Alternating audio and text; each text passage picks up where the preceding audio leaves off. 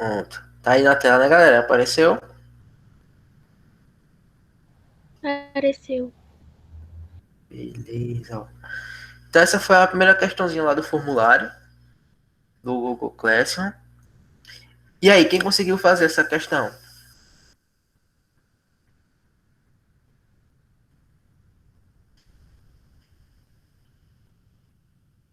Alguém tentou? Tem que ter tentado, hein? Vocês estão fazendo atividade? Não, já vou fechar a primeira nota esses dias, hein? Vamos fazer as atividades, pessoal. Coloquem dia lá para quando for na semana de recuperação vocês não estarem tendo que fazer as coisas tudo que ficou atrasado, hein? Vamos ver aqui, ó, que hoje eu vou fazer diretamente no PowerPoint. Eu já não vou usar o programinha que eu uso das outras vezes. Pra você ver como é que hoje tá lá, a situação aqui. Lá. Então vamos resolver juntos aqui. Minha vontade, né, ó. Nós vamos fazer aqui. Calcular. Opa, peraí, não vai. Puxa, pronto, tô sabendo usar o PowerPoint mais não. Aí. Vamos calcular, né? Na verdade, encontrar, né, a equação reduzida da reta que intercepta esses pontos P e Q, né? É como a questão estivesse colocando para a gente a situação seguinte, né? Ó, a gente vai ter lá o plano cartesiano, não precisaria desenhar um plano, tá certo? Mas só para a gente. Então, PowerPoint é embaçado. Só para a gente ter aqui a ideia aqui, ó, que é o seguinte: a gente tem o eixo X e Y. E aí, ó, se eu redescrever esses pontos aqui no plano, aí eu vou ter o menos um, vamos supor que o menos um esteja aqui. Um, dois, três, quatro. E o 4 aqui, né? Por exemplo, aqui tá aqui o meu ponto P, ó. E o meu ponto Q tem coordenadas 2 e menos 2, né? Aí vamos supor aqui, ó. Um, 2, menos um, menos 2. Aí eu tenho aqui o meu ponto Q, né? E ele quer a equação reduzida dessa reta aqui, ó, que vai passar pelo ponto P e pelo ponto Q. Vamos tentar fazer uma reta. Não vai ficar uma reta, mas pensem que isso aqui é uma reta. Pronto. Dessa reta aí, né? De que é a equação reduzida dessa reta.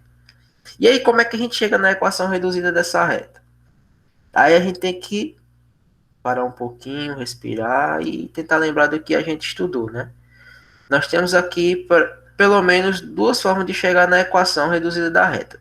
Primeiro a gente tem que pensar no seguinte: eu tenho que encontrar a forma geral dessa reta, né? Porque a equação a reduzida, basta que eu pegue a equação geral, aí como é a expressão, como é a equação geral, ax mais by mais c igual a zero, né? E aí eu tenho essa equação aqui, que está na forma geral, e para me botar na forma reduzida, eu vou lá e isolo o meu y, né? Isolando o meu y, eu fico ela na forma reduzida. E aí, para me chegar nessa forma geral aqui, ó, eu vou fazer o seguinte: eu posso pegar, como ele me deu os dois pontos aqui, ó, eu posso lembrar do seguinte: eu posso utilizar o meu determinante, né? O determinante juntamente com o ponto genérico, e aí eu uso a condição de alinhamento.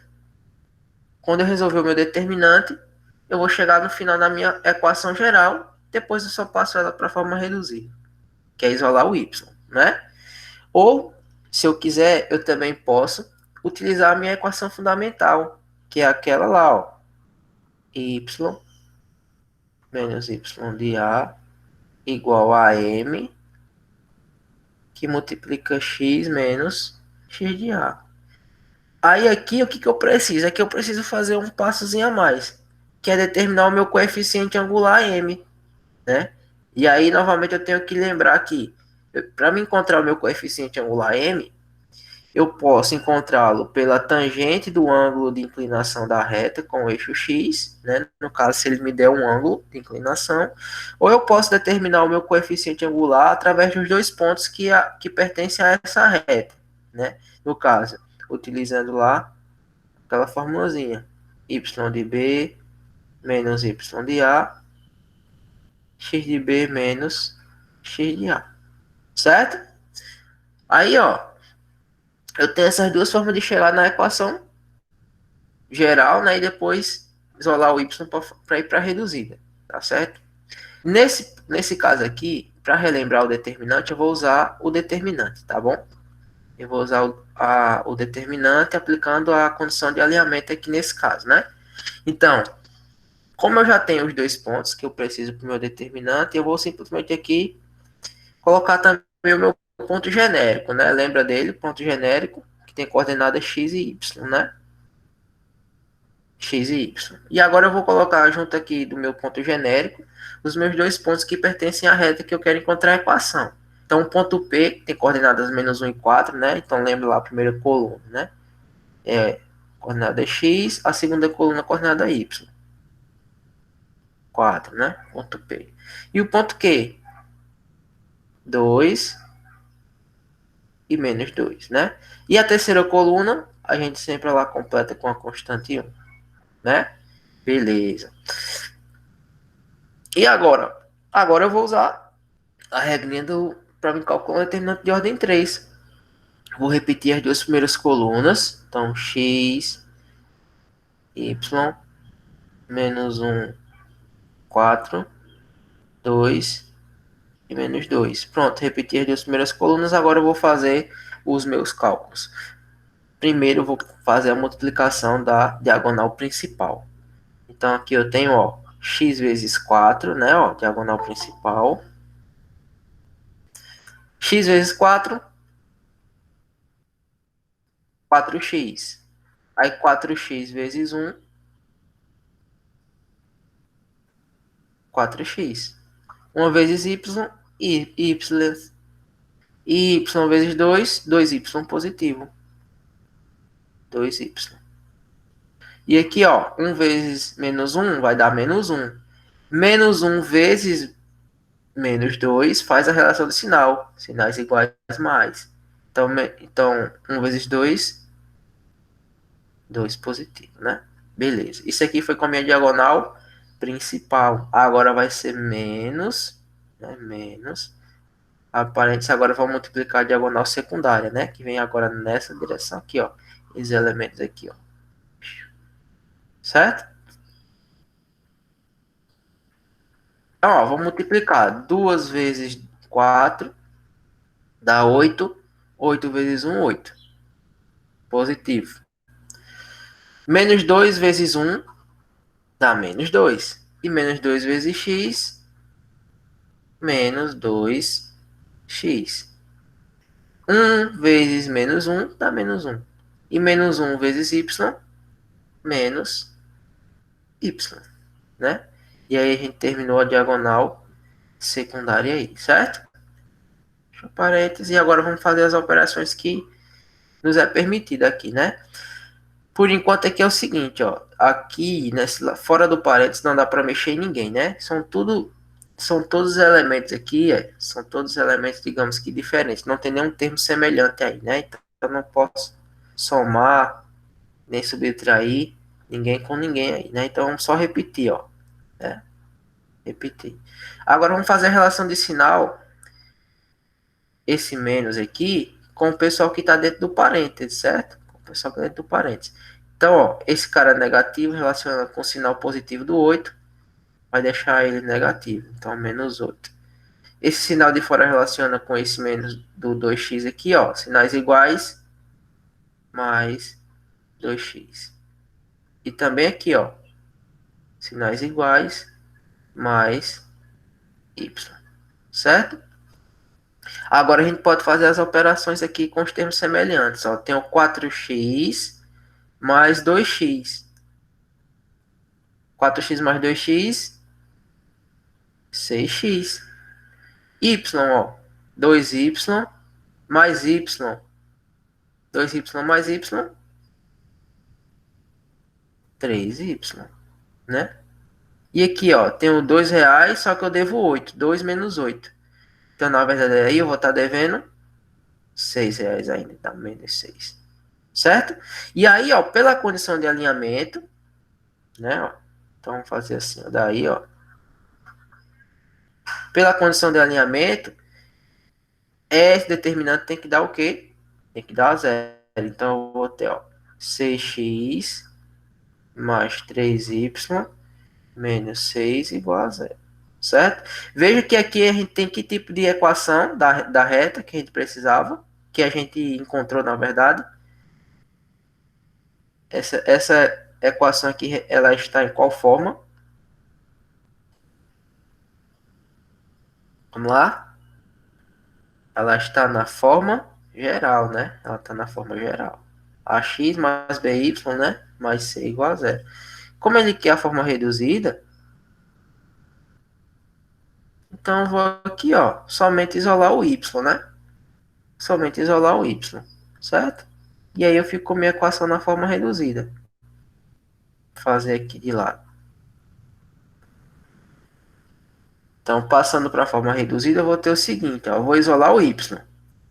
Então, vou reescrever aqui, ó, 3y isolando, né?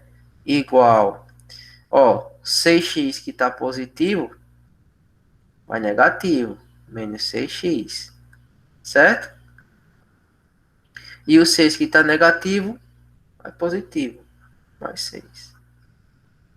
E agora, vamos pegar esse 3 que está multiplicando e passar dividindo todo mundo. Aí fica assim, ó, y igual.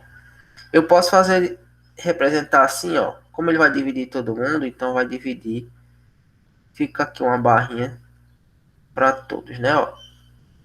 Então, pronto. 3 passou dividindo todo mundo. Tá certo? E aí eu posso ainda usar a simplificação aqui, ó. Eu posso dividir o menos 6 dividir com 3 e o 6 dividir com 3, né? Que simplificando isso aí, ó, vai ficar como, né, ó? Nosso resultado final aí, mais organizado possível, seria igual a y igual, ó, menos 6 dividido por 3, menos 2x. E 6 dividido por 3, mais 2. Então, vê aí, ó. Essa aqui, ó, é a forma o que reduzida, né, da nossa equação da reta. Y igual a mx mais n. Então, essa aqui, ó, expressa aí para mim o que? A forma reduzida. Quando eu tenho a equação da reta na forma reduzida, eu posso identificar quem, ó? Eu posso identificar o meu coeficiente angular e o meu coeficiente linear. Que é o coeficiente angular? É o termo que está coladinho com x, ó. Então, que é um coeficiente angular aqui, ó? Menos 2, ó. Menos 2. E quem é o coeficiente linear? 2 positivo. Aí lembram o que significa, o que representa o coeficiente linear na reta? Quem é que pode me dizer isso aí? No gráfico do meu problema, ou no gráfico, o que representa o meu coeficiente linear, quando ele aparece aqui na forma reduzida da equação? Quem é que lembra?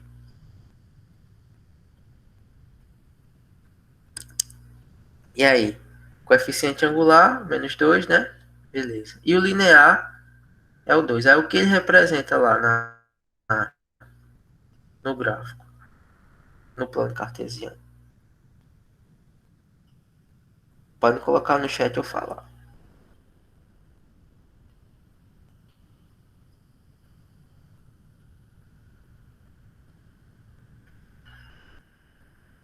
Vamos lá, galera. Que é o coeficiente linear, pessoal. Coeficiente linear é o ponto em Eu que. lembro não, professor, eu lembro não. Lembra não? Coeficiente linear, né? Que é esse valor aqui, ó. Cadê minha mouse aqui? Esse valor aqui, ó, que aparece quando a gente reduz a equação, ela é o ponto, né, em que a reta vai tocar o eixo y, né? Vai tocar o eixo y. Então, essa reta que intercepta esses pontos aqui, ó, ela vai tocar lá o eixo y no ponto 2, certo? No ponto 2 no plano. Beleza? Só lembrar disso aí. Esqueçam mais, né? Tranquilo aqui, pessoal? Alguma dúvida aqui? Professor, e se eu quisesse fazer usando a equação fundamental? Tranquilo, também ia chegar na mesma equação aí. Né? Só que aí você ia encontrar o coeficiente angular, você ia encontrar que seria 2, né? Usando aquela formulazinha que eu falei ainda agora. M igual A y de b menos y de a, delta y, né, sobre delta x. X de b menos x de a, né? Você encontra o coeficiente angular como sendo 2. Aí é escolher um dos pontos, ou P ou Q, e substituir na equação fundamental e organizar a sua equaçãozinha para chegar na equação geral, depois já passar para a reduzida. Certo? Mylon. E aí, Mylon? Deu para tirar a dúvida dessa questão?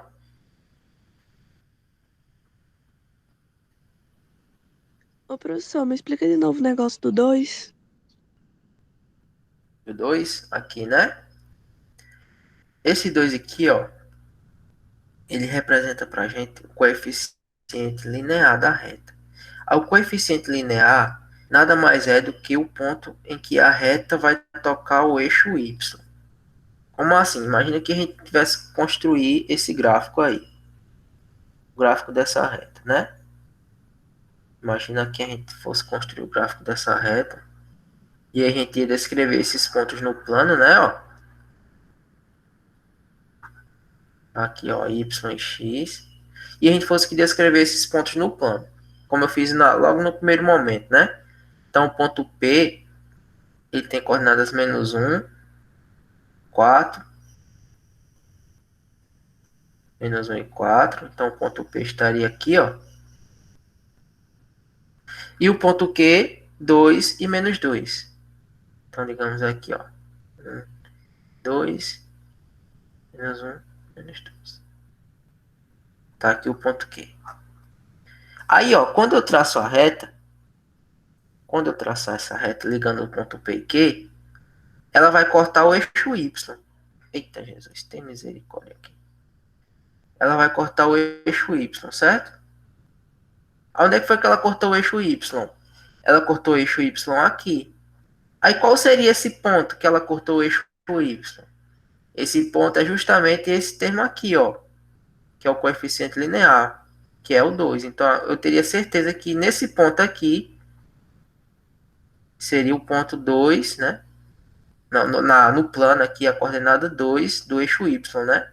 Coordenada 2 do eixo Y. Beleza? É só isso. Às vezes a gente precisa, só com o gráfico, a gente consegue identificar aí a nossa equação, mostrar uma equação para essa reta, né?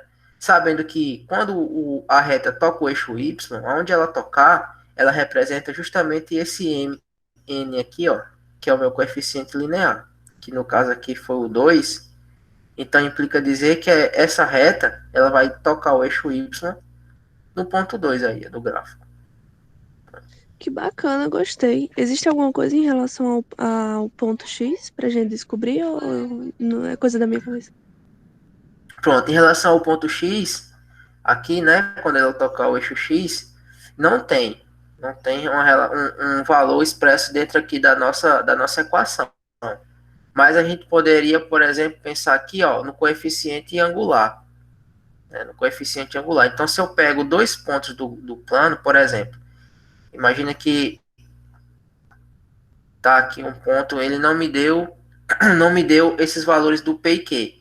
Mas ele me disse aqui, por exemplo, que esse ponto aqui, que está no eixo X, ó, seria o ponto 1 e 0, ele pertence à minha reta. Da mesma forma que esse outro ponto aqui, ó, que eu encontrei, aí esse ponto aqui já tem coordenada 0, 2. Né? Então eu poderia encontrar o M, só com esses dois pontos aí, pelo gráfico, né? Tirando as coordenadas desses dois pontos. Como é que eu encontraria esse M? Eu ia fazer aquela regrinha lá, ó. Aquela regrinha não. Aquele cálculozinho do coeficiente angular.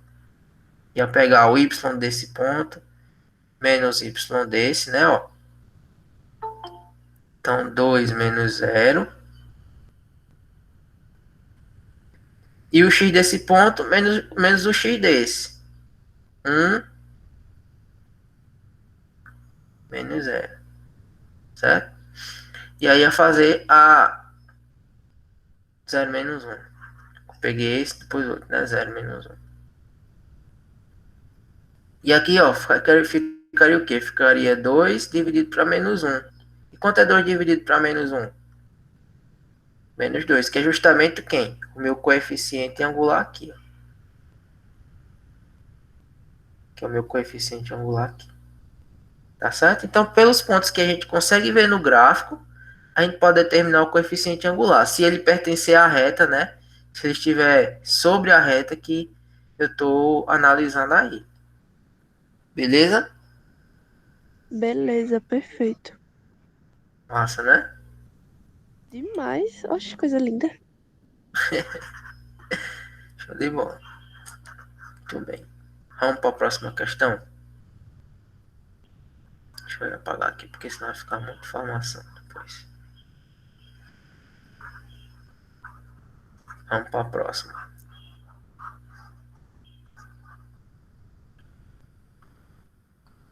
Essas aí, beleza. Aí, ó.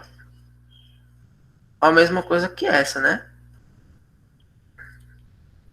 Mas veja que foi uma questão que caiu numa provinha da. Alguém comentou aqui, deixa eu ver aqui. Tá certo, manda sim. Fica atento lá no grupo, tá certo?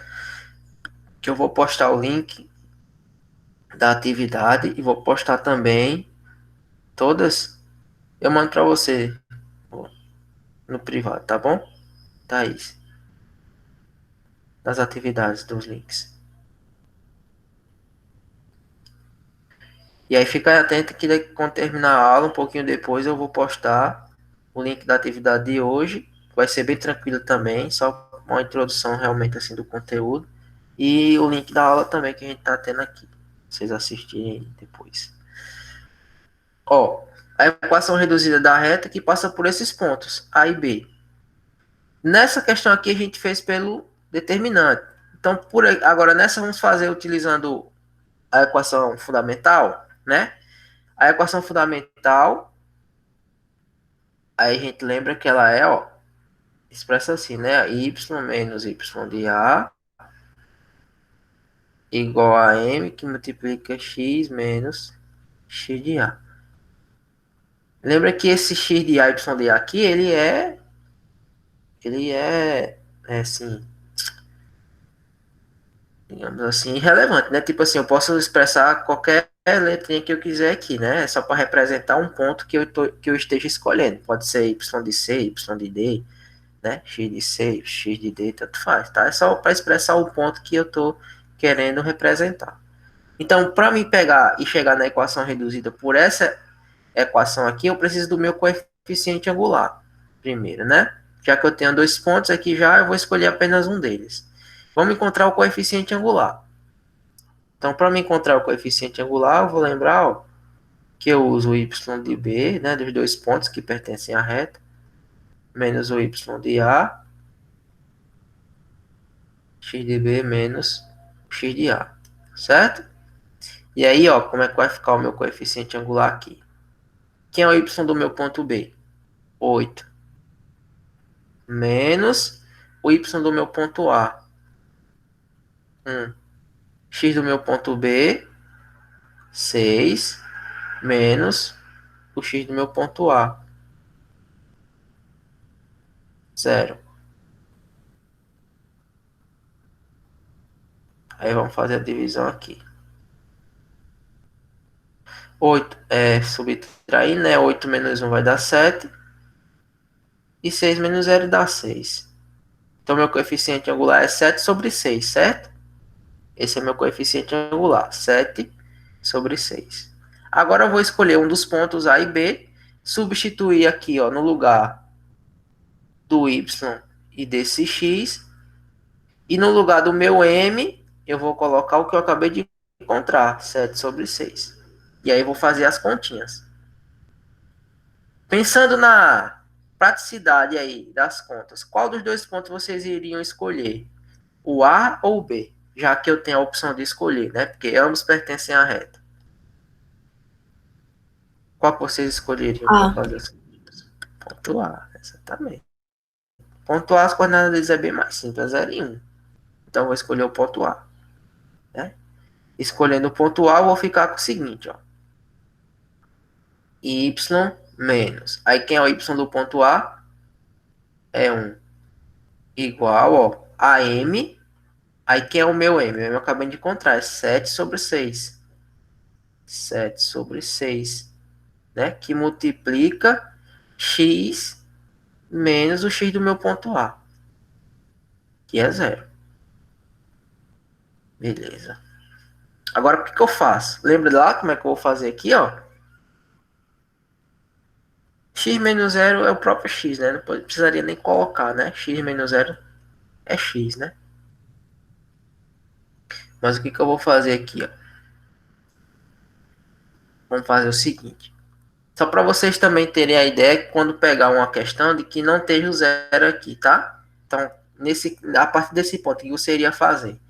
Você iria multiplicar, ó, 7 vezes x, depois 7 vezes zero, né? Lembra daquela multiplicação que a gente faz, né? De cima multiplica quem está desse lado da igualdade e o de baixo, o denominador, multiplica quem está do outro lado.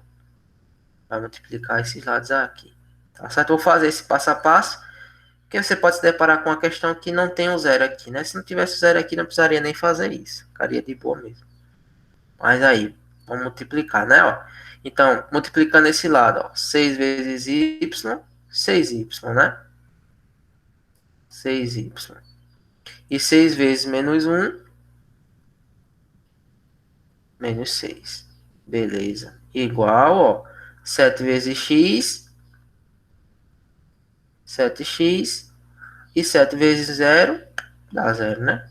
Independente do sinal aí, negativo ou positivo, o zero não vai contribuir nem influenciar em nada, certo? Aí agora vamos organizar, ó. Ele quer a equação reduzida. Então, sempre que eu precisar da equação reduzida, eu vou isolar o termo que tem o y, né? Então, vou isolar o termo que tem o y.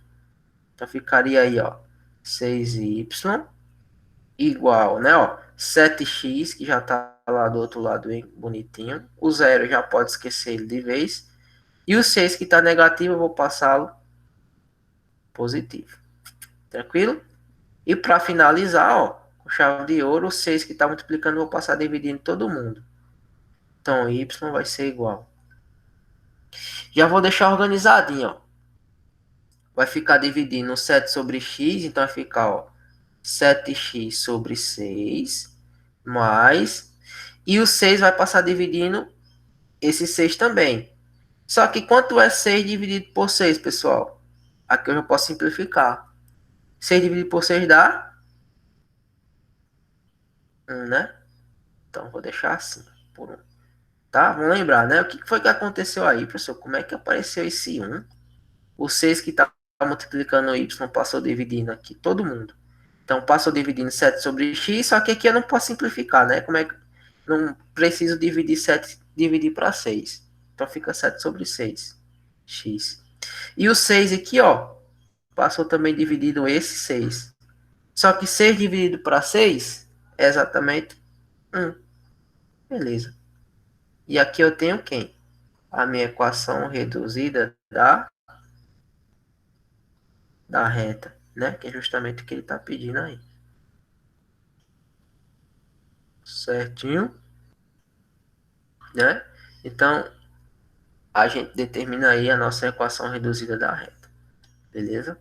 Vê que eu só fiz esses passos aqui, ó, a mais, né? Multiplicando um pelo outro. Para mostrar para vocês aí, no caso, se vocês não tivessem aqui como um zero, né? Que teria que multiplicar todo mundo, toda forma. Beleza, pessoal? Entendidozinho aí? Raif mandou um áudio aqui, não sei se ele tá... Deve ter saído, eu acho, da reunião.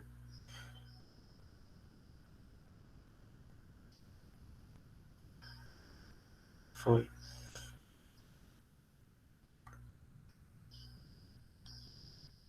Alguma dúvida? Ou tá de boa mesmo aí?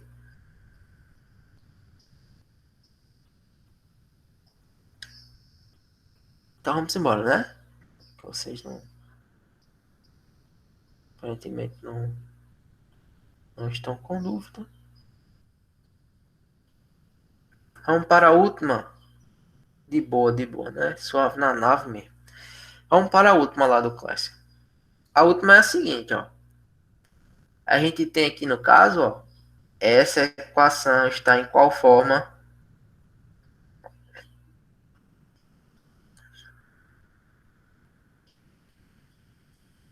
Essa equação da reta ela está na forma reduzida, é fundamental. Não, né? Ela está na forma geral. Ela está na forma geral.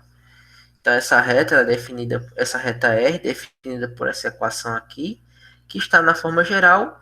Ele quer que você encontre para ele o coeficiente angular e o coeficiente linear. E aí? Como é que eu vou fazer isso? Quem me ajuda nessa questão aí?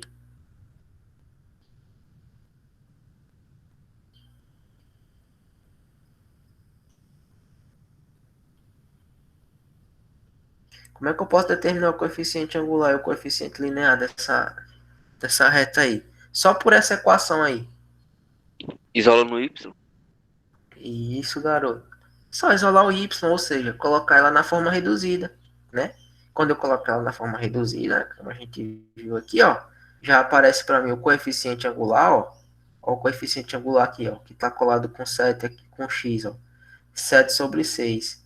E quem é o coeficiente linear? O 1, certo? Nesse caso, né?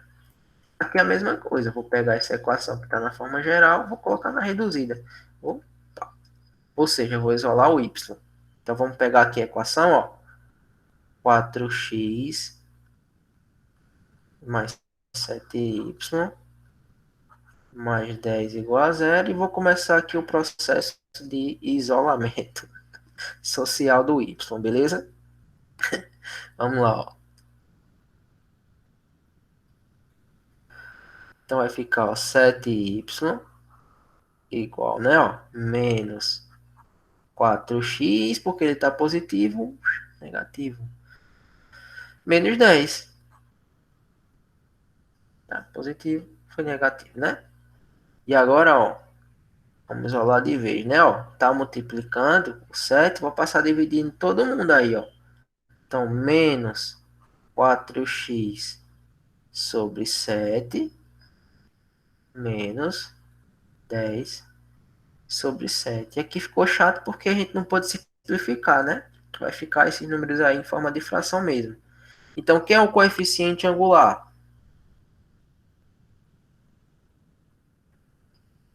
Quem é o coeficiente angular? Ou seja, quem é o meu m? Menos 4. Menos 4. Sobre 7. Isso, menos 4 sobre 7. Menos 4 sobre 7. E quem é o meu coeficiente linear, ou seja, o meu n? Menos Menos 10 10 sobre 7. sobre 7.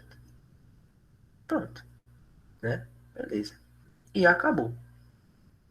Lembrando que o que cada um representa no gráfico, né, no plano, o n representa o ponto em que a reta vai tocar o eixo y, né? E esse 4 sobre 7 é o valor do grau do ângulo de inclinação da minha reta, né? O ângulo de inclinação da minha reta. Beleza? E aí a gente dá uma finalizada na parte de equações da reta, né? E a gente teria outros tipos de equação, como a paramétrica, né? Teria as equações paramétricas da reta, teria a equação segmentada da reta também, né? Outros tipos de equações, mas as que a gente mais vê, digamos assim, em questões do Enem, porque nem cai muito, mas se cair, provavelmente cai esse tipo de equação, né? A equação geral, a equação reduzida, que você precisa utilizar esses termos de coeficiente angular, um determinante. Então, esses aí, digamos, para o momento que a gente está, é o suficiente, né? Se você quiser avançar nos estudos aí da matemática, fazer um curso, se graduar em matemática, ou ver alguma área ou estudar algum curso da área de exatos, você vai se deparar com as equações paramétricas e segmentadas da reta. E para um outro momento a gente vê também a equação da circunferência, né? Então não só a reta que tem, não é só a reta que tem equação, não. A circunferência também tem uma equação que pode representá-la, tá certo? Uma circunferência. É, ainda aí, Matemática é cheia das paranauê. E aí, mais pra frente, a gente vê a equação da circunferência, certo? A parábola também tem uma equação. A hipérbole também tem equação. Tem um monte no gráfico, um monte de situações aí que a gente pode expressar através de uma equação. Beleza? Então, essa foi a parte mais puxada da nossa aula, foi essa aqui, né? Resolvendo essas questões que ficaram. Aí Eu tô achando agora que nós vamos... realmente foi muito leve a aula. Foi muito leve mesmo. Até eu que não tava um mês sem assistir a aula, achei a coisa mais fácil do mundo. De boa. Foi, as contas é tranquilo. A gente vai fazendo exercício e vai começando a se familiarizar com as coisas, né? É isso aí. E a hipérbole não é de português não, viu, Camila? Eu vi seu comentário aqui. Não é de português não. E agora, ó, vamos passar aqui, ó, para o conteúdo de novo aí, para dar uma relaxada na parte de cálculos. Nessa aula de hoje, vamos comentar aí um pouquinho sobre estatística, né? Vendo inicialmente aí os tipos de tabelas e gráficos que são importantes para o estudo da estatística, certo? Mas primeiro, vamos ver um videozinho aqui para que a gente possa ver a importância e a aplicabilidade da estatística no nosso cotidiano, mais especificamente dentro do que a gente estuda, né?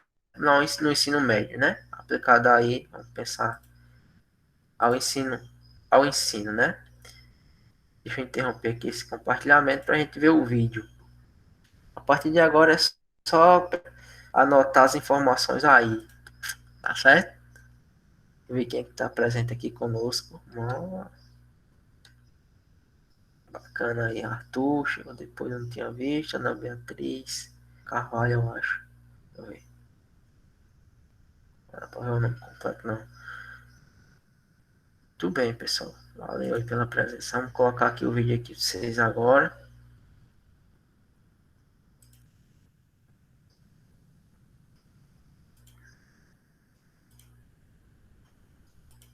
Bem curtinho o vídeo, tá, pessoal? São umas 3 horas de vídeo, bem de boa mesmo. Dá pra gente ver até o final.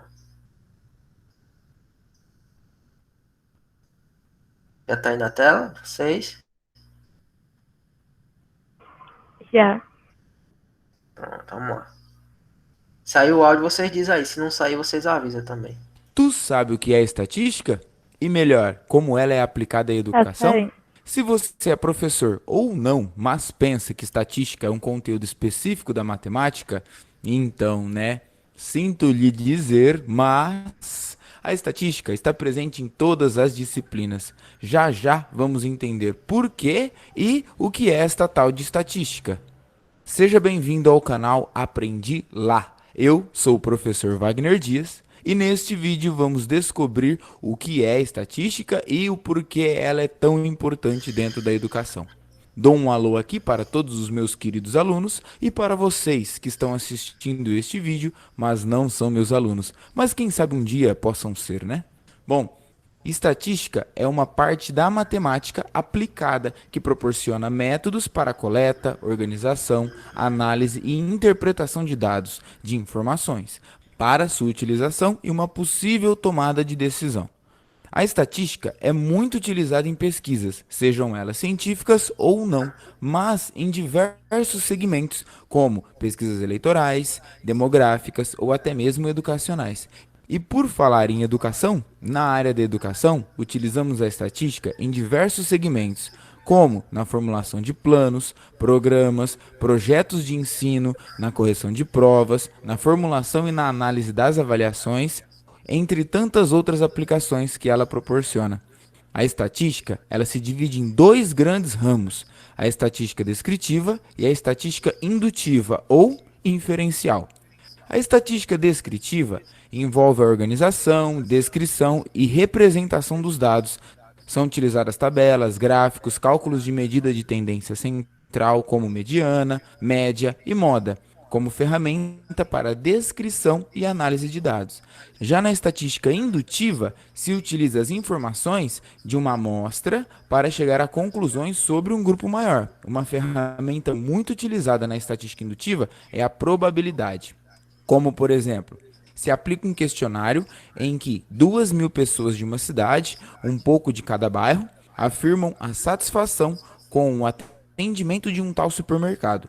Com as respostas dessas 2.000 pessoas, é feita uma indução, uma probabilidade de qual seria a resposta de todos os habitantes da cidade.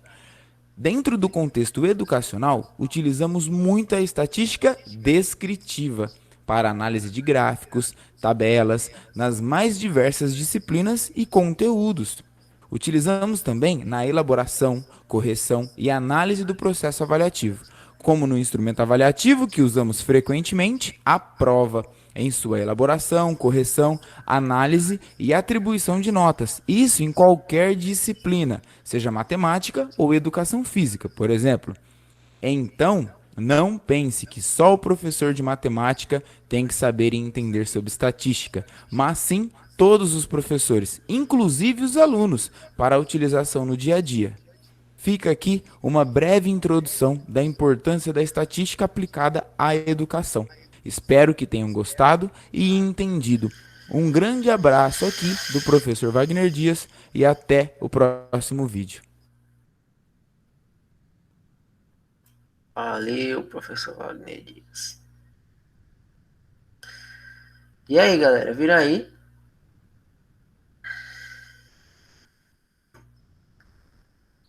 E aí, o que vocês já entenderam sobre o vídeo, rapidamente? Sobre esse vídeo curtinho aí. O que vocês conseguiram captar de informação aí que nós podemos perceber no nosso dia a dia?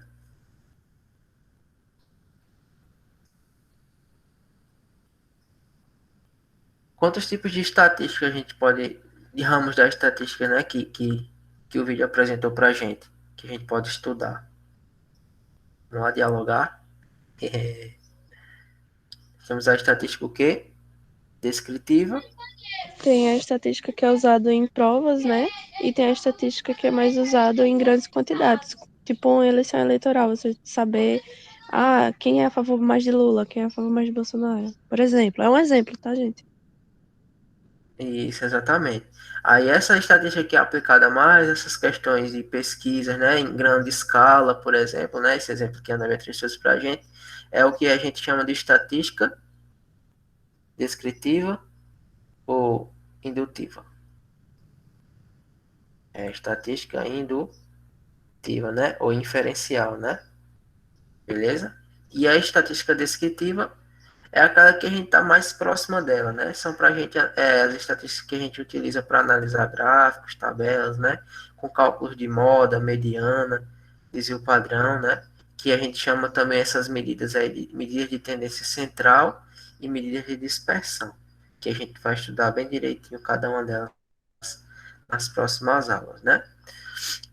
Então, veja que não é somente eu, né, como professor de matemática, que utilizo a questão da estatística nas aulas, mas, por exemplo, a professora Isabel, que é a coordenadora pedagógica, ela utiliza muito a estatística no dia a dia dela, porque ela faz um levantamento de dados, por exemplo, quando ela pede alguns formulários para vocês, para colocarem lá os dados, né, em relação ao número do WhatsApp, por exemplo, o nome de vocês, todas aquelas informações, ela vai organizar, né, essa coleta de dados que ela faz, ela organiza em tabelas, organiza em gráficos, aí passa para nós professores, né, utilizando aí a estatística, né, como a tabela e o gráfico como uma forma de representar esses dados que ela coleta. Os professores de matemática, professores de matemática não, os professores no geral, como é que eles sabem, chegam para vocês e dizem, pessoal, tá tendo muitos alunos que não estão fazendo as atividades, muitos alunos que não estão fazendo. Porque quando a gente utiliza, por exemplo, o Google Forms, a gente consegue gerar uns gráficozinhos também, que vão ali nos dar informações, né, organizadas, de quantos alunos estão fazendo, quantos alunos não estão, né, em relação à quantidade de alunos que a gente tem por série. E aí a gente consegue fazer essa organização dos dados que a gente vai levantando, né, para chegar em determinadas conclusões, né?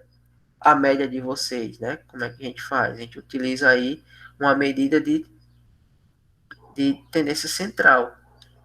Sabiam que a média ela faz parte desse conjunto de medidas aí da estatística, que é uma medida de tendência central, que é a média, né? Então, todos os professores utilizam a média para fazer o cálculo da nota de vocês, né, para o final do bimestre. Então, a estatística está presente em vários dias, em várias ocasiões do nosso dia. Seja na representação de dados por meio de tabelas e gráficos, né, ou seja presente aí nos próprios cálculos que a gente faz, né, para saber a média de alunos que tem na escola, a média de alunos que estão fazendo atividades ou não, né, a quantidade de alunos que participam ou não das aulas, tudo isso a gente consegue fazer cálculos, né, e utilizar a estatística para representar esses dados que a gente utiliza por meio de tabelas, por meio de gráficos. Não sei se vocês lembram em anos anteriores aí, quem é do primeiro ano, tá desde o primeiro ano, nas reuniões de conselho de classe, né, os professores sempre apresentavam tabelas e gráficos, né, com as notas lá acima de 5, acima de 7, né, entre 5 e 7, tudo isso, tudo aquilo lá era trabalho estatístico, né, dentro do contexto educacional, né, isso é estatística o quê? Descritiva, né, como a gente viu no vídeo. Já a estatística em larga escala, né, que aí a gente vai adentrar em conceitos mais aprofundados, como de probabilidade, né, aí a gente trabalha com a estatística indutiva, né, com inferencial, né, fazer a partir de um pequeno grupo de pessoas ali, em relação aos demais, né, pequeno grupo de pessoas a gente pode inferir algum resultado, né, induzir, ter uma indução do que pode acontecer no futuro, né. Aí é onde chega a parte também da probabilidade, né? Que a probabilidade é justamente isso. É a gente ter uma previsão, digamos assim, né? Qual é a probabilidade de determinado fato acontecer, né? É uma previsão, né, do que a gente pode ter a partir de determinado resultado que a gente obteve. Certo? Vocês não falam, eu acabo falando, né? Mas valeu, Ana Beatriz, pela participação. Alguém quer comentar mais alguma coisa sobre o vídeo? Alguém quer deixar um abraço para o professor Wagner Ferreira? Comentem aí.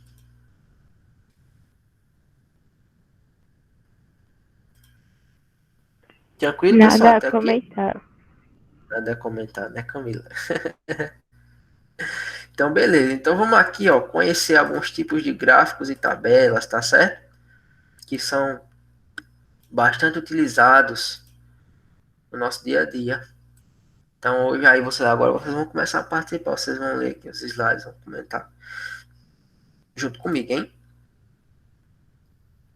A partir de agora é mais apresentação mesmo. Não vai ter cálculo nem nada hoje, não. A parte de cálculo a gente já fez.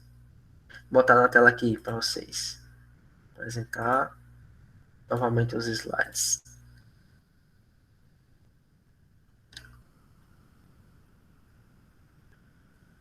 Vamos ver se aparece aí. Tá aparecendo já, não? Aí, chegou.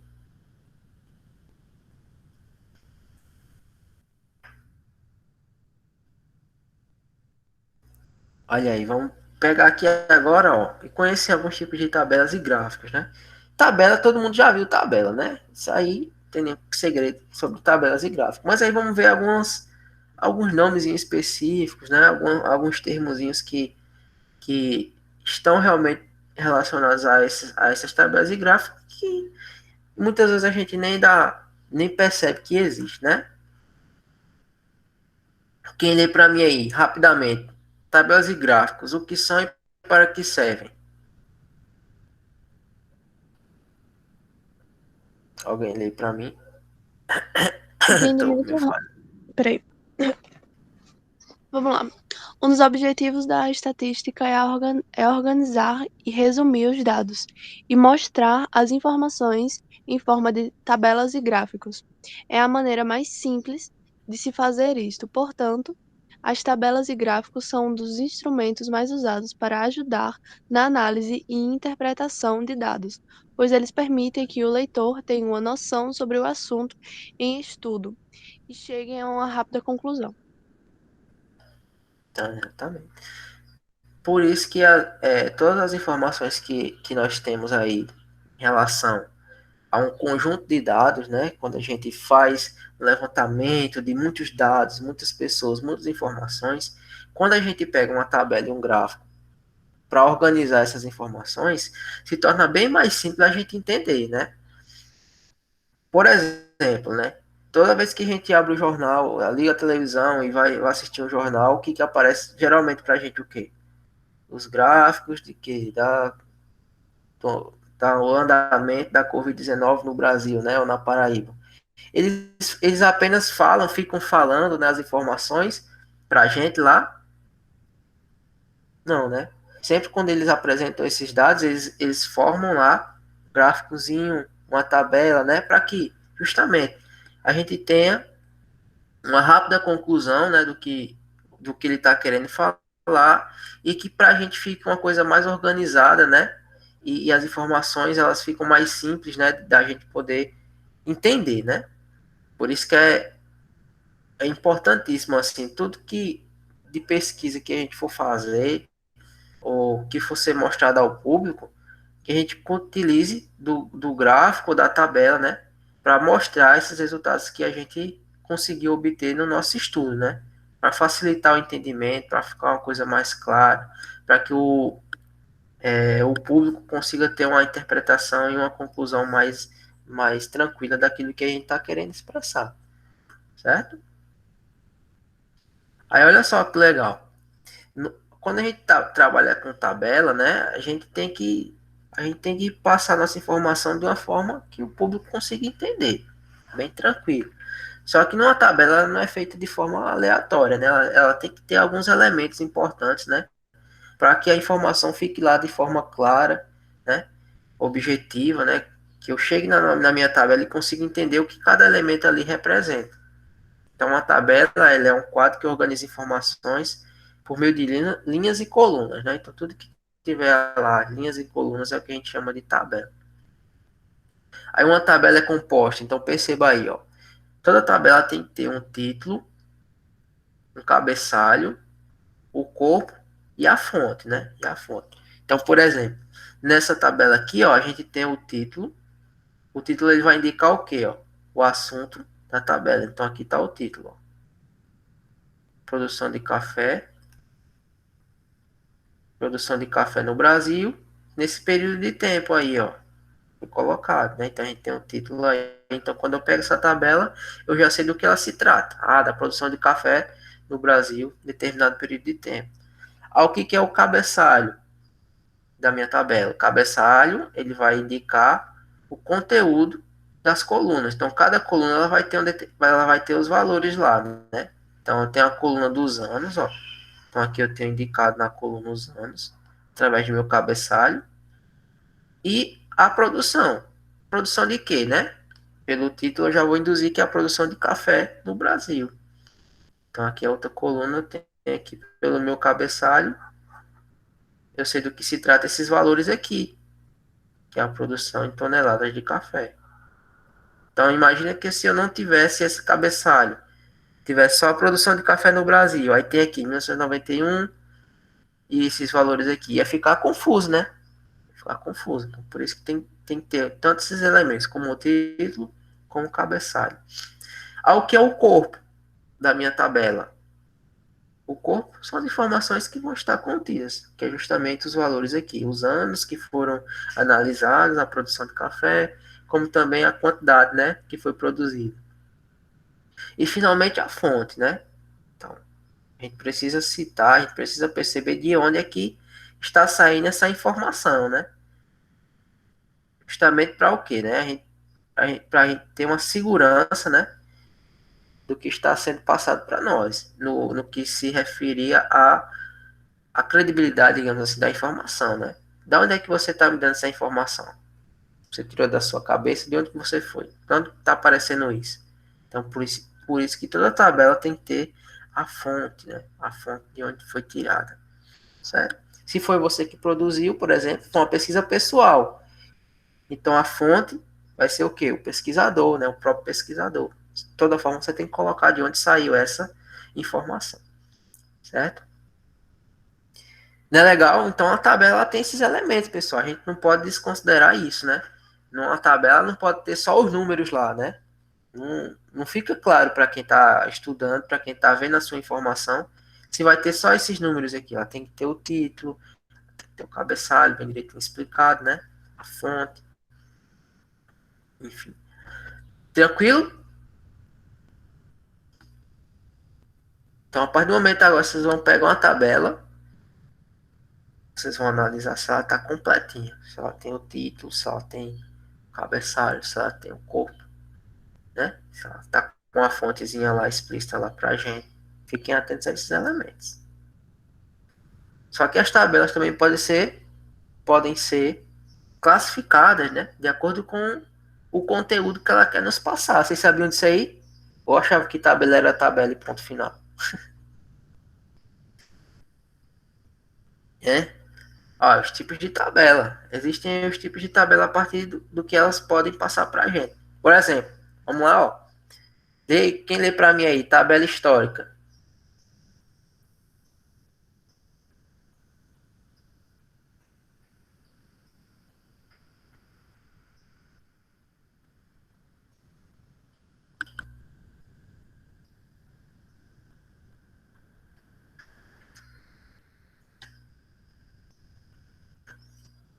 E aí, pessoal? Tô orando aqui.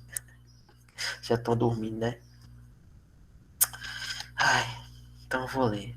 Vocês gostam de ouvir a minha voz, eu sei. Tabela histórica. Quando é que uma tabela ela é classificada como uma tabela histórica? Quando ela descreve informações ao longo do tempo, né?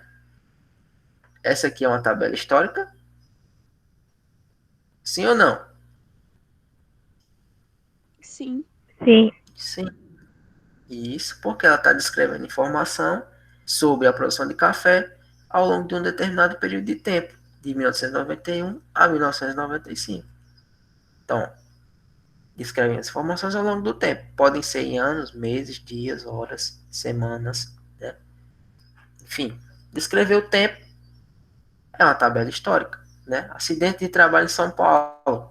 A gente observa novamente título, né? Ó, título da tabela. Observa aqui cabeçalho, ó, que é para a gente entender o que representa cada valor da coluna, né? Das colunas aqui, ano e quantidade. O corpo da tabela, que são as informações em si, ó, corpo. E a fonte, Instituto Paulista de Pesquisa aí, né? Então, se tratou de informações que descrevem aí, são descritas ao longo do tempo, nós temos uma tabela do tipo histórica. Tabela geográfica, que representa como é que a gente classifica uma tabela com essa característica dela ser geográfica. Quando ela descrever informações por locais, né? Colocar ali nome de cidades, países, regiões, né? Bairro, rua. Então, toda tabela que traz esse tipo de informação, de localizações geográficas, localizações no geral, é uma tabela do tipo geográfico, né? Então, aqui, ó, mesmo assunto, acidente de trabalho em São Paulo. Aí foi o título, né? Só que ela aqui ela vai descrever o quê? Aonde ocorreu esses acidentes. A cidade e a quantidade de acidentes.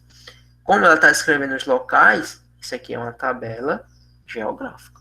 Tabela geográfica. Certo? Novamente aqui, um outro tipo de classificação. Uma tabela específica. Aí quando é que ela é uma tabela específica? Quando ela descreve as informações por termos específicos. Ela quer trazer informações ali mais contundentes assim, em relação a determinado acontecimento, né? Então, observa aí, ó. Novamente, acidente de trabalho em São Paulo. Só que a gente viu aqui dois tipos já, decorridas ao longo do tempo. Em localidades, agora ela traz os tipos de acidente. Né? Então, ela vai trazendo aqui especificamente o que tipo de acidente é que está se tratando da minha pesquisa. Então, tem queda, corte, o choque, o atrito, o impacto, a queimadura, né? Então tá especificando aí qual o assunto do tema, né? O assunto do título da tabela, né? Acidente, certo? Mas que tipos de acidente? E aí ela especifica esses acidentes. Então por isso eu tenho aqui uma tabela do tipo específica. Beleza? Contendo, novamente, né, todas as características e elementos que a tabela precisa ter. Título, cabeçalho, corpo, né, as informações em si e a fonte. E a fonte da tabela.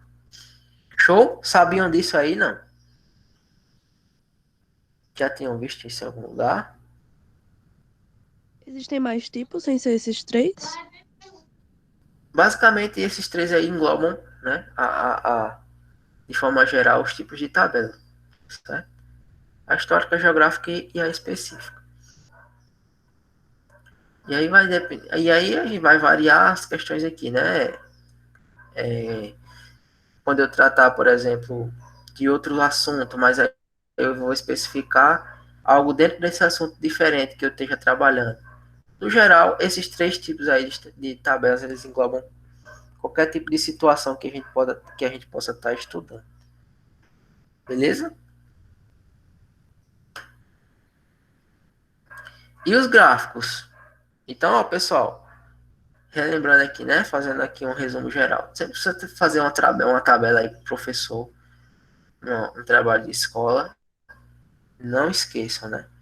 Sua tabela tem que estar bem organizada, tem que estar com as informações claras, né? E para que ela seja o mais claro possível, ela tem que ter o quê? Ela tem que ter o título, ela tem que ter o cabeçalho, que é para indicar aí os valores que vão estar dentro da nossa coluna, né?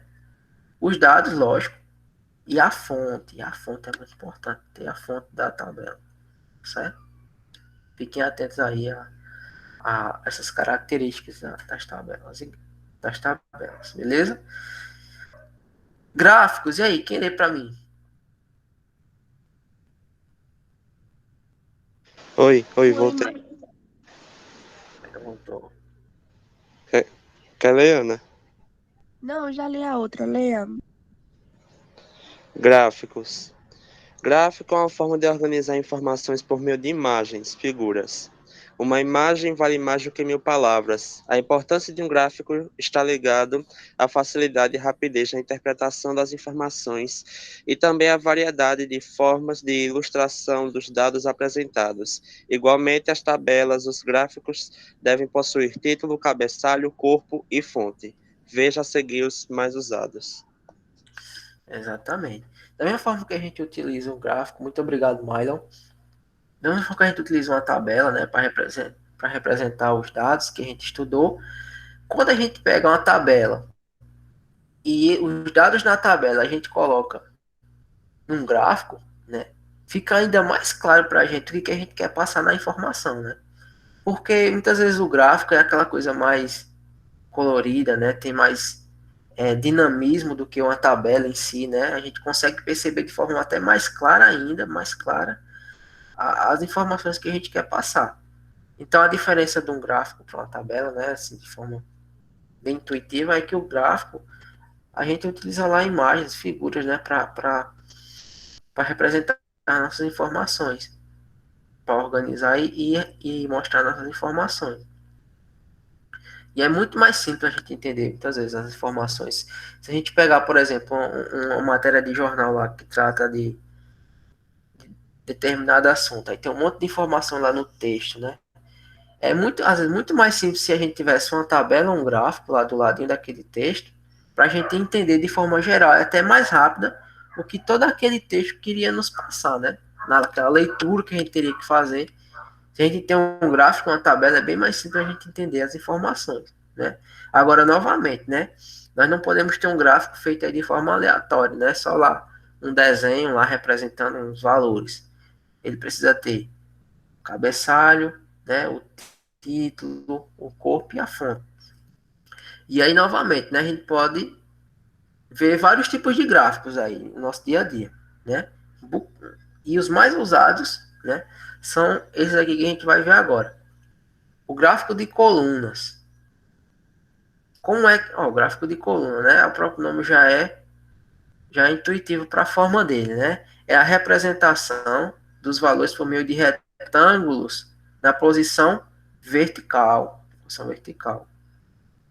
Utiliza-se quando desejamos ressaltar a quantidade de valor em estudo, né? Então eu quero aqui mostrar para o pessoal, ó, a quantidade de municípios criados no Brasil de 1940 a 2014. Então eu quero ressaltar, ó, por meio desse gráfico, esses valores aqui, ó, que é justamente a quantidade de municípios que foram criados nesse período de tempo. Então, olha aí.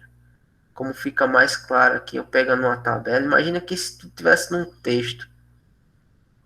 Quando eu pego aí essa tabela, eu consigo perceber, né, o quanto foi que cresceu, né, de município durante esse período de tempo aí, ó, de 1940 a 2014, ó, como foi ó, o crescimento dessa construção aí, dessa criação de municípios, né, a quantidade.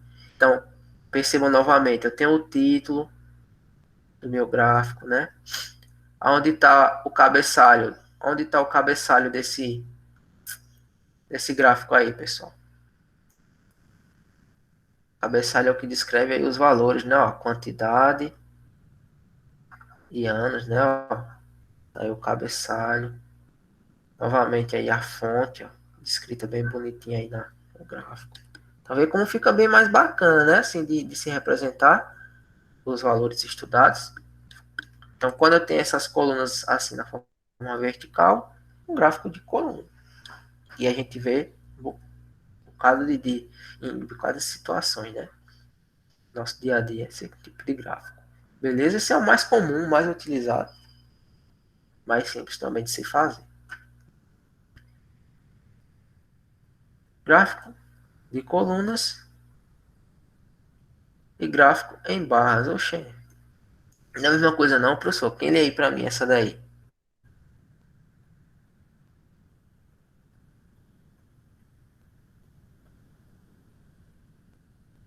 Pode ser eu? Pode. Tem o mesmo propósito do gráfico em colunas, porém os valores são representados por meio de retângulos na posição horizontal. Utiliza-se quando as palavras a serem escritas são extensas para obter um melhor aspecto visual. O gráfico do lado, por exemplo, mostra que a região Nordeste possui 1.794 municípios, enquanto que a região Norte possui 450. Note que as palavras Centro-Oeste, Nordeste e Sudeste são extensas, razão pela qual optou-se em utilizar. Não estou conseguindo ler o restante. O gráfico O em gráfico. barras. Pronto. Isso. Aí você fala, professor, mas isso aí é mó besteira, né? Eu poderia fazer o gráfico dessa forma aqui também, né? Se trata praticamente das mesmas informações. Mas daí justamente, ó, que quem foi que leu? Nem vi. Foi a Ana Beatriz, eu acho. Deixa eu ver quem leu. Quem leu? Fui eu. Foi a Ana Beatriz, ó. Aí a Ana Beatriz justamente viu esse ponto aí, né? Importante, ó. Aqui eu estou querendo dizer quais foram as regiões do Brasil que mais criaram municípios, né? Durante esse período de tempo aí. Agora, como eu estou falando das regiões, né? Eu percebo que as palavras aqui, ó, Centro-Oeste, Sul, Sudeste, elas são extensas, né? Então, se eu coloco aqui embaixo uma do lado da outra, por exemplo, né? Se eu escrevo aqui, para me expressar o meu gráfico na forma vertical, Centro-Oeste.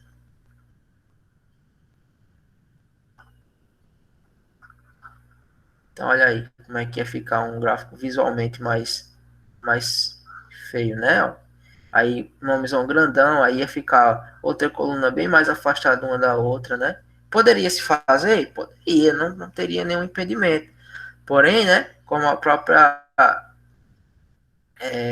justificativa diz aqui, né? Utiliza-se quando as palavras serem escritas são extensas para quê? Para obter um melhor aspecto visual, né? O aspecto visual é muito importante aí também para que o leitor possa ter uma interpretação mais tranquila possível, né? do que nós queremos passar de informação. Então, de maneira geral, né, se você está fazendo uma pesquisa e os termos aí que você vai escrever, as palavras que você vai escrever na sua tabela, no seu gráfico, é muito grande, você pode optar por esse tipo de gráfico aqui, na forma horizontal, para ficar melhor organizado, né, e visualmente mais bonito, né, a sua informação para o leitor. Novamente, vocês percebem aí, né, que tem que ter o título. Aqui, ó, o que nós temos aqui? O cabeçalho, né, ó, a quantidade e as regiões, né, das regiões.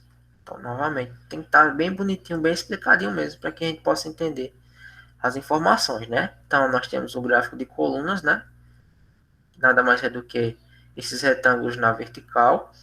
O gráfico em barras, né, que aí a gente tem os retângulos na horizontal, né, quando a gente vai pegar palavras aí muito extensas, né, para ficar melhor organizado, bem bonitinho. E um também que, ó, bastante conhecido e bastante visto aí nos telejornais, principalmente nos dias de hoje, né, que é o gráfico em linhas. O que seria o gráfico em linhas? É a representação dos valores por meio de linhas. Bem intuitivo, né? Agora ele tem um objetivo bem específico e bem interessante também, que facilita até a interpretação de quem está vendo essa informação. Qual é esse objetivo? Utiliza-se quando desejamos entender o comportamento, né, ou a variação dos valores ao longo do tempo. Liga na Globo aí daqui a pouco. Vocês veem aqui qual é o tipo de gráfico que eles vão apresentar lá sobre a evolução dos casos de Covid-19 no Brasil. Gráfico de linhas. Vai ver lá que ele vai estar lá. Em março estava assim, aí desceu um pouquinho, né? Em abril, depois aumentou. E aí vai aquela variação lá, a gente consegue perceber, né? De maneira bem mais clara, né? Quando a gente coloca as informações um gráfico de linhas, né? Um gráfico de linhas. Que justamente a gente vê o comportamento, né? A variação dos valores lá ao longo do tempo, né? Que foi estudado. As flutuações da linha, né? Para cima ou para baixo, proporcionam uma rápida visualização da tendência, ou seja, de aumento, diminuição, estabilização, né? Dos valores em estudo. Certo? Isso aí é muito legal quando a gente pega um gráfico de linhas lá para analisar e a gente vê o comportamento, né, da determinada situação que a gente está estudando ao longo de um período de tempo. Beleza? Hoje vocês vão ver de forma diferente aí os telejornais aí quando passarem. Começar a analisar, eita, esse gráfico aqui é um gráfico de linhas, o professor falou hoje. Não, esse aqui é um gráfico de colunas, ó, que massa. Vocês vão ver só. Beleza, galera? Esse daqui, tranquilidade.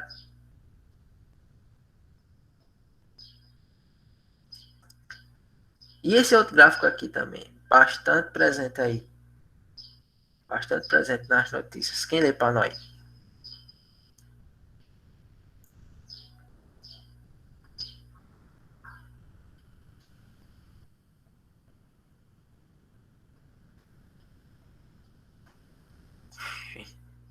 Foi embora todo mundo, foi. Gráfico em setores. Gráfico de setores. É a representação dos valores por meio de um círculo dividindo-os em grupos, o então chamado e famoso gráfico de pizza, como Camila falou aí no chat. Utiliza-se quando desejamos ressaltar a participação de um valor em relação ao total, geralmente na forma de uma porcentagem, como pode ser visto no gráfico ao lado, divididos em grupos, como se fosse a fatia de uma pizza em si. Isso, exatamente. E aqui é interessante, né, quando a gente quer representar os nossos dados aí em forma de porcentagem, né, onde cada pedacinho da pizza, né, bem legal, aí vocês já lembraram, né, que não só pode ser chamado de gráfico de setores, mas gráfico de pizza, porque realmente se remete a uma pizza. Cada pedacinho aqui, né, ele vai ter uma determinada porcentagem aí dos valores que a gente estudou, né. Então aqui em relação aqui, ó, aos municípios criados por região em 2014, né, aí cada pedacinho desse, a gente representa por determinada porcentagem, que é justamente os valores aqui. Se a gente fosse pegar, né? Deixa eu ver aqui. Se a gente fosse pegar. Cadê a tabela, né? Se a gente fosse pegar, por exemplo, essa tabela aqui, ó. Se for criar um gráfico de pizza a partir dessa tabela. Então, cada tipo de acidente, queda, corte, ela vai estar dentro de um pedaço daquela fatia de pizza lá, né? Só que ao invés de eu colocar o valor 1.632, eu iria colocar o percentual que isso representa, né? Do total de acidentes aí. E aí, ó, novamente, veja que cai o cálculo de porcentagem, né? O cálculo de porcentagem. Quantos por cento representaria aí esse 1.632? Como é que eu iria fazer esse cálculo?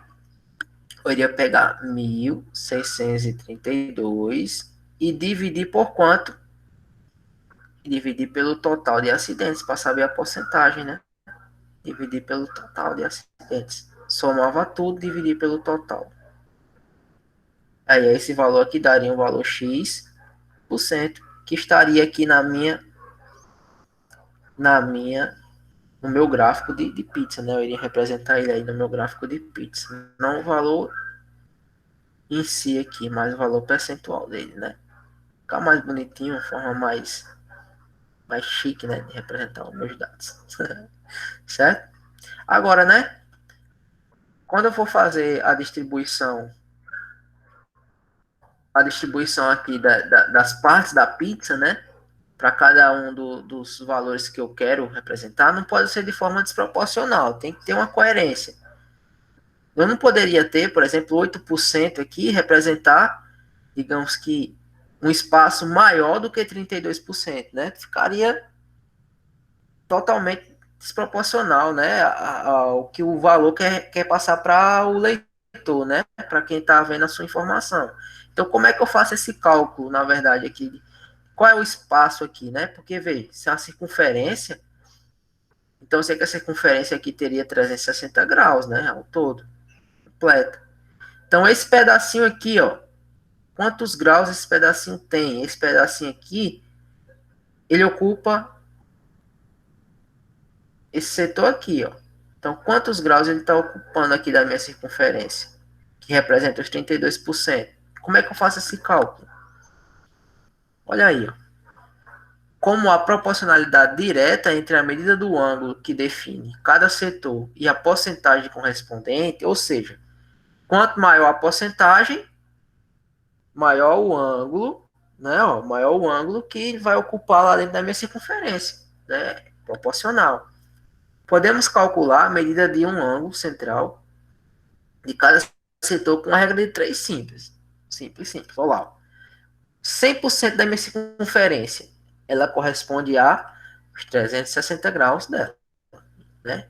Agora, esses 32% aqui, ó, ela representa quantos graus da minha circunferência?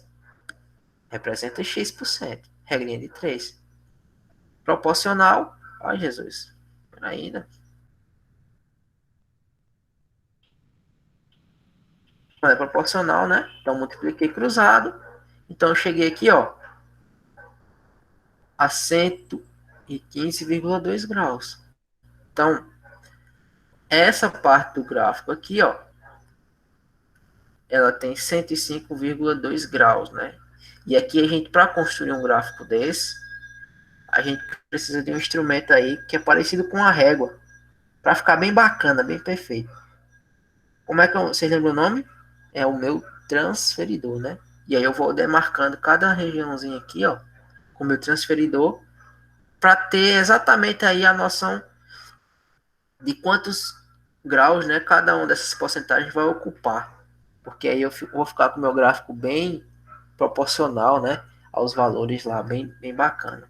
Não vai gerar informação, digamos assim, até enganosa, né? Eu quero passar, ludibriar o meu leitor. Tá? Então é só fazer esse cálculo. Você pega 100%, que representa os 360 graus, e compara lá, né, a determinada porcentagem que eu quero representar no gráfico. Ela representaria quantos graus na minha circunferência? E aí, achando cada valor, E no final, lógico, né, tem que completar os 360 graus. Beleza? Depois a gente vai fazer alguns exemplos aí na prática desse tipo de gráfico aí, vai ficar bem bacana. Agora um gráfico aqui, ó, que não é muito comum a gente ver. Gráfico polar. Gráfico polar. Não é muito comum, mas ele existe aí em algumas situações. Ele é importante para ficar mais fácil também de representar os dados, né? É a representação dos valores por meio de um círculo, né? Parece uma teia de aranha, né? E um círculo divididos em períodos cíclicos. Ó, o que é um período cíclico, né? Então a gente observa aqui, sempre vai estar se repetindo, né? Ó, por exemplo, de janeiro, dezembro, janeiro, fevereiro, março, abril, maio, junho, julho. Eu quero analisar determinada situação durante esse ano, né? Esses meses. Então sempre vai estar girando em torno desses meses aí. Ciclo, né? Girando um período aí de janeiro, né? A janeiro. Por exemplo, de janeiro a dezembro. Aí utiliza-se quando desejamos ressaltar o comportamento ou a variação dos valores que possuem periodicidade, né?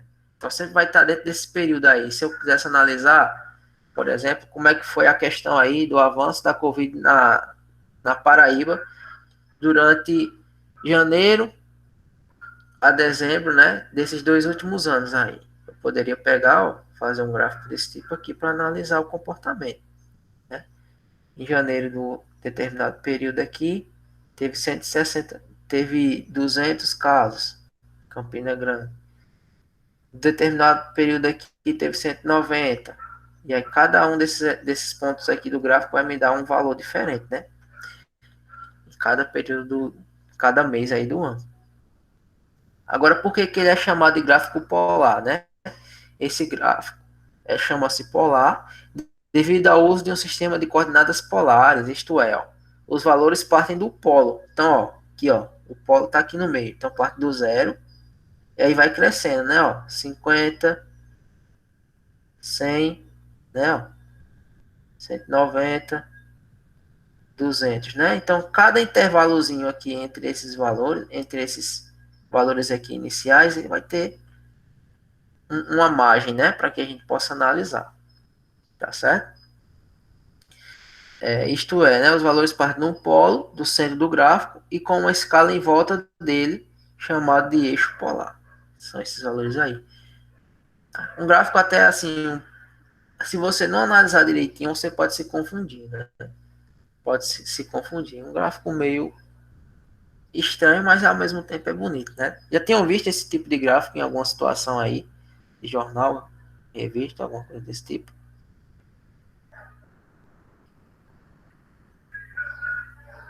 Sim ou não? Ou foi a primeira vez que vi esse tipo de gráfico?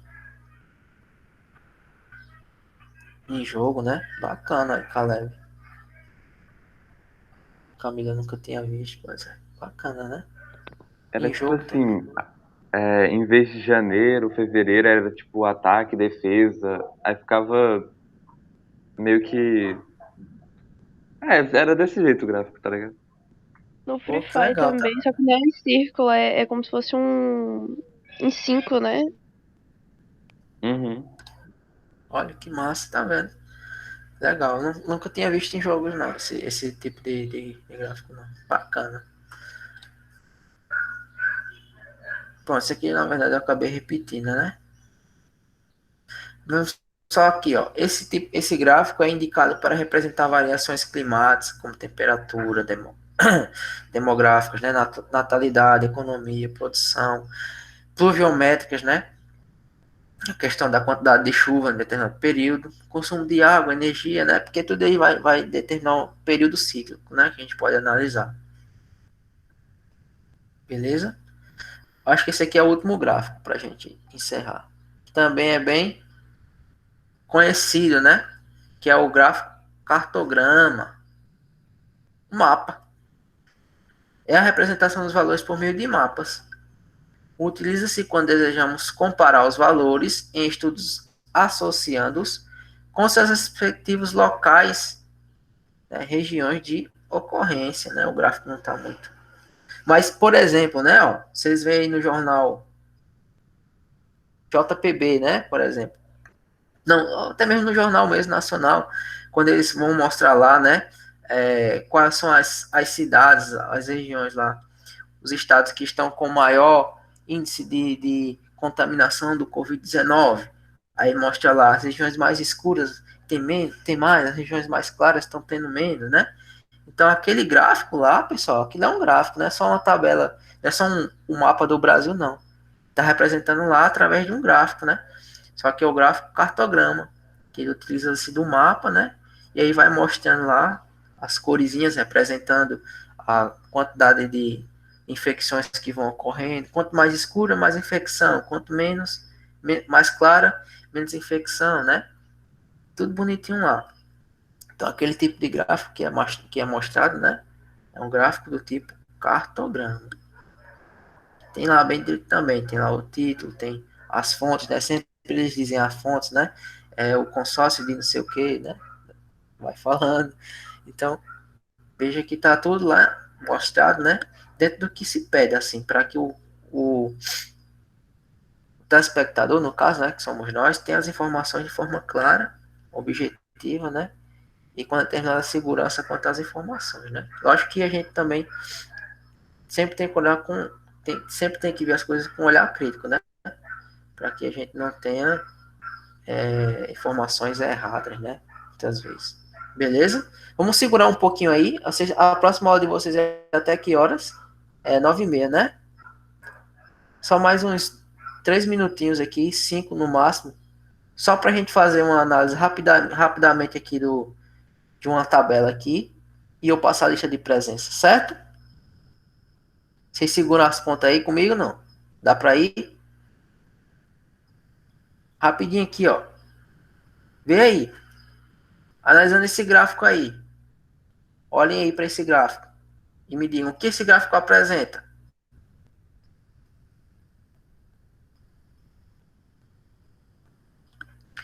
O que representam os números acima da coluna? Esses números aqui representam o quê?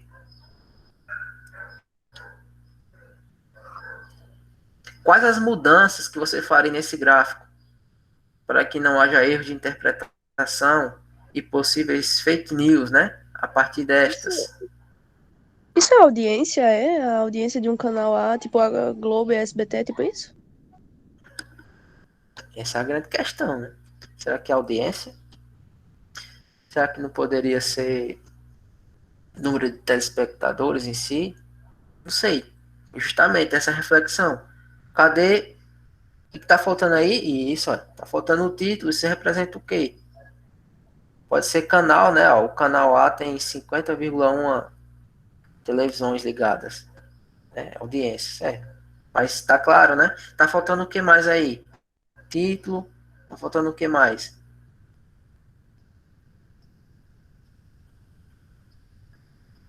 Cabeçalho, né? Só tem informação aqui, tá dizendo que essa coluna aqui, ó, representa os canais, né? Certo? Mas aí, esses valores aqui, né? Ana Tá Beatriz. faltando organização também, né? Exatamente. Voltando à fonte, né? Camila falou, cadê a fonte? Agora, deixa eu dizer a vocês, isso aqui foi real, tá? Foi tirado de um canal de TV. Ela mostrou dessa forma aí. Outra coisa interessante que vocês podem observar aí, por exemplo, ver essas colunas, como elas estão desproporcionais. Ó, 17,5% é quase ou é a metade, né? Em comparação aqui, ou é mais da metade de 40,8%. Vê como está desproporcional, né? Isso aí pode gerar o quê? Uma determinada má interpretação, né? De quem está assistindo, né? Ó, é quase 17,5%. Quer dizer, ele quer colocar o canal B aqui em 2009, né? Quase que no mesmo patamar, digamos assim, do canal A. Pela interpretação aqui de quê? Da coluna, né? Ó, da coluna. Vê que tá quase, ó. Se não passa da metade de 40,8, mais da metade, né? O tamanho da. Então falta organização, falta fonte, falta título, né? Falta clareza, falta um bocado de coisa aí nesse gráfico, né? Então, se a gente fosse esboçar ele aí de forma diferente, justamente, nós temos que colocar as informações que vocês estão falando, colocar a fonte, colocar o título, dizer o que significa esses valores aqui, né? Que justamente seria o cabeçalho, né? Então, veja como é importante um gráfico, uma tabela, né? Que seja passado para as pessoas de forma clara, né? Objetiva, para não gerar dúvida. Para não gerar dúvida. Beleza? E aí, ó. Aí, hein? Valeu, galera. Muito obrigado pela participação e presença de vocês. Vocês são show de bola, hein?